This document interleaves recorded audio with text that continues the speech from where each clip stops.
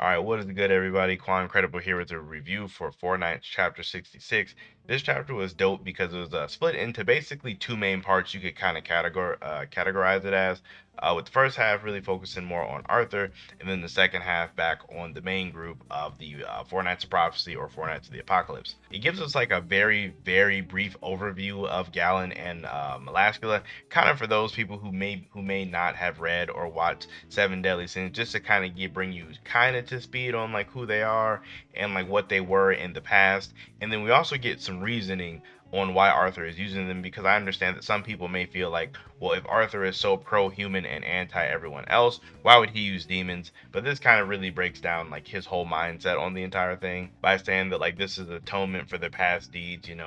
They like trampled Camelot and the human race, so now they'll like sacrifice themselves for his cause, which makes a lot of sense when you think about it. He's just basically using them as a means to an end. It's not like they're going to be part of his new world order or anything crazy. So I mean, the reason makes sense. I'm not really mad at this at all. I thought a really fun tidbit to this whole thing is that Orlandi, or Orlandi, however you want to pronounce his name, Orlandi is the one that's like watching all of this happen and kind of relaying it back to Arthur. I feel like a lot of people may forget who this even is, but he's like this small vampire. I'm not gonna go like full Orlandi backstory, but he's like basically this small vampire that does end up taking refuge in Camelot at the very, very end of Seven Deadly Sins. Or not really in Camelot, but in like the bunker where I guess a lot of the people from Camelot were hiding out. So it's just kind of interesting that he does actually have a place in the current story. I didn't really expect to see him. I totally forgot that he was even a character until we get to see him here. But with Orlandi relaying the information, he does recognize that one of them is Gawain and does relay this to Arthur, to which it was kind of shocking because Arthur just kind of busted out laughing. And this was like the second time something like this happened where Arthur like reacted to something like laughing hysterically, which is kind of strange because like Arthur was never like the most serious character in Seven Deadly Sins, but he wasn't quite this goofy either. So it's almost like his personality is definitely on a more extreme side, I guess. But this may have some more stuff to do with like the whole chaos thing. But of course, Arthur is shocked that it is his niece. But then he does say that like as long as they have the vision, they'll always be one step ahead of them, which is true. This is one of the other reasons why they were able to assemble all of the four knights and like be able to identify who they were much faster than Arthur and his knights were, because Bartra is able to see the future and get visions kind of keeping them one step ahead. But at the end of all this, we get Arthur getting up and he says he's going to assess them. So I'm not really sure what this entails. It makes me think that Arthur's going to like physically go there and maybe like test their power or see what they're about or something along those lines. But like it would just be crazy for Arthur to go to Leonis, because at that point I feel like Meliodas couldn't just sit back with Bartra. He'd have to like actively intervene. Like he would have to. So I'm really curious to see where that is going to go and what's going to happen next chapter in terms of Arthur's assessment. Back in Leonis, we do get the face-off between Galen Melascula and the Four Knights, which is really hype because we kind of really get to see them compared to, like, this is like a great way to compare them to how strong, like, I guess a lot of their parents were, or the old Seven Deadly Sins. So like immediately Galen like blitzes in and he does hit two of them, and it's like mad hype because he hits Gawain and Percival through like a ton of houses, like super far away, while Tristan and Lancelot were the only ones able to evade Galen. While Tristan, when he dodges, he gets captured in Melascula's Cage of Darkness. She's used this move like a bunch of times in Seven Deadly Sins, over like different names. I want to say it was called like Gloom Cocoon when she had last used it or something along those lines. Even Meliodas struggled to get out of this, and this new one also appears to have the added effect with the extra Chaos Force that it will now consume anyone's body and soul in just 30 minutes. It seems kind of weird that she just threw that in there, considering how fast Tristan did inevitably break out of it, but it's cool that it has an extra effect, I guess. While on the ground, even though Galen did land solid hits on Percival and Gawain basically ate it. Like she comes right back, like claiming that she is the strongest, and basically just proceeds to eat a barrage of attacks from Galen. Like she is like eating all of these punches. So her durability is like crazy high. She's eating multiple of these strikes from Galen. While Tristan is able to break out of the cocoon with like relative ease with like one swing of his sword. Now the thing with Tristan breaking out of this, if you could look at this two different ways, and I think both ways hold a lot of weight but have their bit of flaws, is the first way and the most straightforward way is you could just say Tristan is stronger than like you could say Tristan is stronger than Meliodas right before he goes assault mode, which is kind of wild to say that Tristan this early in the story is just already that strong. It's definitely a lot to think about, but you could just say he's just that strong already. Or the other way you could say it is that since Tristan has the goddess powers, it's a lot easier for him to break out.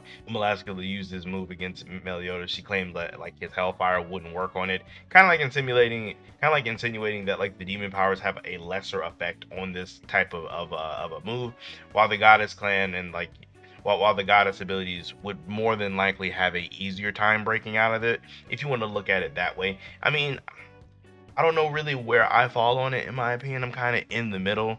I think Tristan would innately have an easier time breaking out, but I don't think so much easier to where he directly counters it. I definitely think he is really, really strong, like much stronger than I probably initially thought he was, but I'm not going to attribute all of him breaking out of this to just him having goddess powers, I guess. And then after Tristan breaks out, he tells Melaskula that they will never defeat them. He gives like this like small speech, but he ends it by saying like we are the hope of the land, which then we see Percival like swelling up with a power.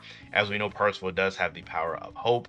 So essentially, like what I theorize, and I feel like a lot of people theorize is happening, is that all of the hope from the actual four knights of prophecy being Gawain, Lancelot, and Tristan is going to start flowing into Percival, similar to how Percival's actual friends Donnie, Nansen, and Annie flow into him. So of course that would just make Percival like way way way stronger. And that was basically the chapter. The chapter felt really really short, but I think the main reason for that is there was like a lot of like panels of just like spreads and pictures and stuff like that. So of course like the less dialogue, of course the chapter is going to feel a lot shorter. Because I read this, I felt like the chapter was like 5 pages long, but no, it was a full chapter. It just flew by really really fast.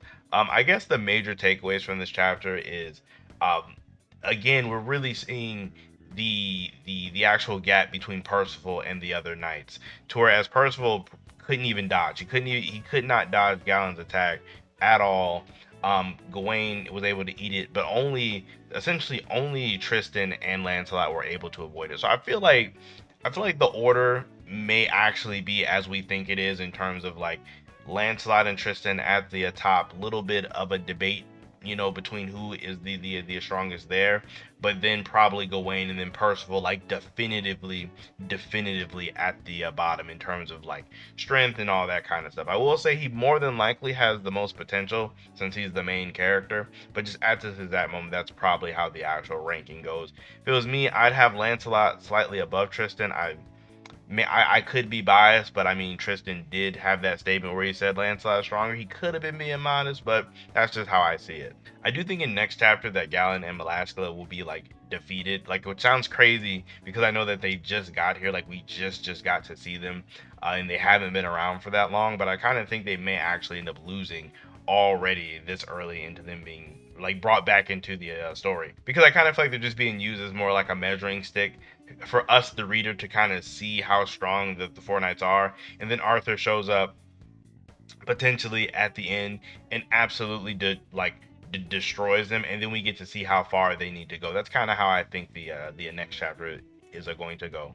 I also think that whoever this other person was, whoever the other hooded figure was, will probably end up reaching Bartra. It's kind of sad because I don't see Bartra making it out of this. Like I don't see him actually like surviving the end of whatever you would call this little small arc. I guess the biggest question here is where is Meliodas going to end up in all of this, because he is protecting Bartra right now, but if Arthur shows up, he's going to have to like go to where Arthur is and fight him. So I guess it's just going to be interesting to see where Nakaba puts Arthur in all of this.